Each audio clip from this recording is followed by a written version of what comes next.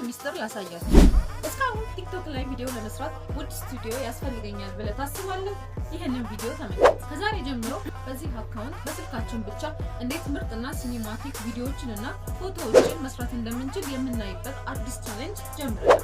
በዛሬው ዕለት የቪዲዮ ባክግራውንዳችንን ከዚህ ወደዚህ እንዴት እንደምንቀይር አብረን እናያለን። በቅድሚያ ካፕከት አፕሊኬሽን ከዛ ኒው ቪዲዮ ከዛ ቪዲዮቻችንን ሰሌክት በማድረግ ኢምፖርት እናደርገዋለን። ልክ ቪዲዮ ላይ በምታዩት መልክ ወደ ጎን በማድረግ ባክግራውንድ ሪሙቭ የሚለውን ሲነካለን አውቶ ሪሙቫል ብለን እንመርጥና ልክ እንደዚህ እናጠፋዋለን። በመቀጠል ደግሞ ምንጨምረውን ባክግራውንድ ለመጨመር ባክግራውንድ የሚለውን ነክተን ኢሜጅ ውስጥ እንገባና መጨመር የምንፈልገውን ኢሜጅ እንመርጣለን ማለት ነው። በመቀጠል ልክ እንደዚህ ሲሆንልን አጀስትመንት መስራትና ቪዲዮዎቻችንን መጨረስ ነው ማለት ነው።